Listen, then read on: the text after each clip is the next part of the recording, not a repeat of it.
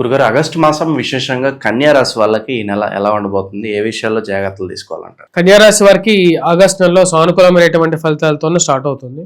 ఈ రాశి వారికి వృత్తిపరంగా వ్యాపారపరంగా చాలా అనుకూలంగా ఉంటుంది. ఈ రాశి వారికి అత్యధికమైనటువంటి షడ్బలంతో రవి లాభస్థానంలో సంచారం, యోగకారకమైనటువంటి ఫలితాలు, వృత్తిపరంగా వ్యాపారపరంగా అనుకూలంగా ఉంటుంది. నూతన ఉద్యోగ అన్వేషణ ఏదైతే ఉందో అది సఫలీకృతం అవుతుంది. అదేవిధంగా వచ్చేటప్పుడు అనుకున్న దానికన్నా కూడా మంచి గౌరవాన్ని, గుర్తింపుని, 10 మందిలో పేరు ప్రఖ్యాతులను కూడా పొందగలుగుతారు. ఈ రాశి వారికి వచ్చేటప్పటికి రవి యొక్క స్థితి అనుకూలంగా ఉంటుంది. వైవాహిక జీవితంలో కొన్ని జాగ్రత్తలు అనేవి ముఖ్యం. స్ట్రెస్ అనేది కొంచెం ఎక్కువగా ఉంటుంది. కట్టాల్సినటువంటి డబ్బు గురించి కానీ, రావాల్సినటువంటి డబ్బు గురించి కానీ ఏదో అనుకోని ఒక స్ట్రెస్ అనేది ఉంటుంది. ఈ రాశిలో ఉండేటువంటి వారికి కంటక శని ప్రభావం అనేది కొంచెం ఎక్కువగా ఉంది. అంటే శని పూర్తిగా వచ్చేటప్పటికి 90 degreesలో ఉన్నాడు. కరెక్ట్గా చెప్పాలంటే 180 degreesలో ఉన్నాడు. కరెక్ట్గా శని పరస్పర దృష్టి, రాశి మీద వీక్షణ ఉంది అన్నమాట. ఆ యొక్క ఇష్యూ తప్ప మిగతా అవన్నీ విషయాల్లో చాలా అనుకూలంగా ఉన్నాయి. రాశి వారికి రిలేషన్షిప్స్ కొంచెం వరకు బాగుందిలే అనుకునేటువంటి సమయానికి ఇమీడియట్గా ఏదో ఒకటి మనసులో ఏదో ఒక ఆందోళన అనేది ఎదురవుతూ ఉంటుంది. ఈ రాశి వారికి విద్యార్థులకి చాలా అనుకూలమైనటువంటి ఫలితాలు. లాభస్థానంలో గురు యోగకారకమైనటువంటి స్థితిలో సంచారం జరుగుతుంది. రవి కూడా అనుకూలమైనటువంటి స్థితిలో ఉన్నాడు.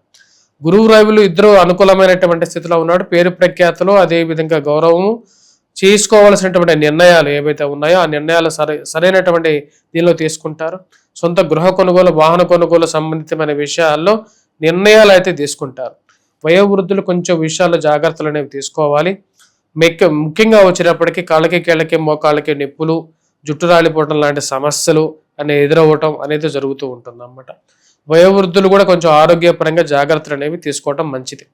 ఈ రాశి వారికి ఉద్యోగపరంగా చేస్తున్నటువంటి ఉద్యోగంలో అయిష్టత, అంటే చేస్తున్నటువంటి ఉద్యోగంలో మార్పు అనేది కోరుకుంటూ ఉంటారన్నమాట. ఈ ఉద్యోగం తర్వాత ఇంకో ఉద్యోగం మారితే కొత్తగా ఏదైనా నేర్చుకోవటానికి అనుకూలంగా ఉంటుందా అనేటువంటి ఒక ఆలోచన మీదకి మనస్సు అనేది, దృష్టి అనేది మళ్ళుతూ ఉంటుంది.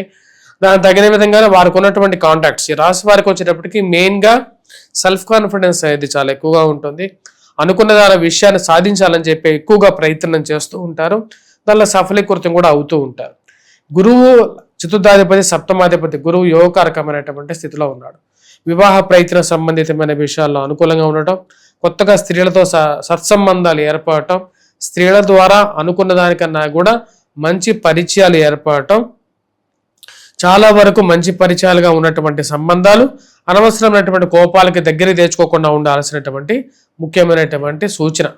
ఈ రాశి వారికి వచ్చేటప్పటికి గురువు యొక్క యోగకారకమైనటువంటి స్థితి కొన్ని వృత్తులకి బాగా యోగాన్ని ఇస్తుంది. అంటే టీచింగ్ లేకుండా అంటే ఈ స్కూల్ మేనేజ్మెంట్స్, వాటితో పాటు ఈ యొక్క పుస్తక రంగం, ముద్రణ, ప్రింటింగ్, ఎలక్ట్రానిక్ మీడియా రంగాల్లో ఉన్నటువంటి వారికి గౌరవము, గుర్తింపు. రాజకీయమైనటువంటి విషయాల్లో కొంచెం జాగ్రత్తలు అనేవి తీసుకోవాలి.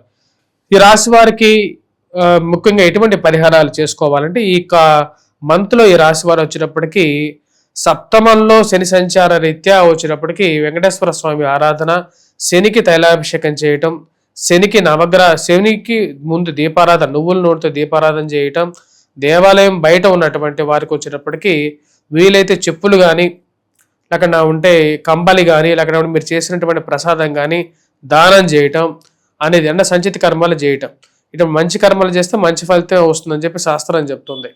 వాటితో పాటు ఈ రాశిలో ఉండేటువంటి ఈ నెలలో మెయిన్గా చేసుకోవాల్సింది హనుమాన్ చాలీసా చదవటం, హనుమాన్ దేవాలయ దర్శనం చేసుకోవటం అనేది ఇంకా ఎక్కువగా యోగకారకమైనటువంటి ఫలితాన్ని అనేది ఇవ్వగలుగుతుంది. ఇప్పటి వరకు మనం డిస్కస్ చేసింది గోచారం. గోచారం అనేది అందరికీ కలిపి చెప్పడం జరిగింది అన్నమాట.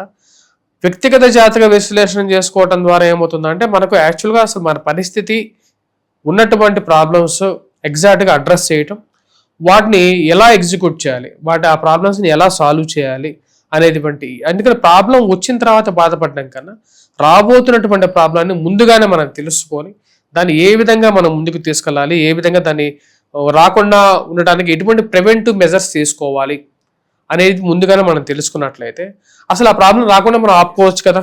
మన జీవితాన్ని కొంచెం, అంటే ప్రాబ్లమ్ని మనం పూర్తిగా మనం ఆపలేకపోయినప్పటికీ కూడా, ఫర్ ఎగ్జాంపుల్ ఇప్పుడు మనం డ్రైవ్ చేస్తూ ఉంటాం వెహికల్, మనకు కాస్టనరీ బోర్డ్స్ పెడుతుంటారు. ఏముంది, ముందు స్పీడ్ బ్రేకర్ ఉందని, లేకుండా ఉంటే ఒక పెద్ద హోల్ ఉందని, మ్యాన్ హోల్ ఉందని పెడతారు. ఎందుకని పెడతారంటే అక్కడ వెళ్ళినప్పుడు కొంచెం జాగ్రత్తగా ఉన్నప్పుడు ఆ తగిలేటువంటి దెబ్బ అనేది ఆల్వేస్ చాలా తక్కువగా ఉంటుంది, అలా తెలియకుండా వెళ్ళి పడిపోవడం కన్నా. కాబట్టి ఎవరైతే జాతక విశ్లేషణ కావాలనుకుంటారో మమ్మల్ని సంప్రదించినట్లయితే పూర్తికి జాతక విశ్లేషణ చేయటం జరుగుతుంది.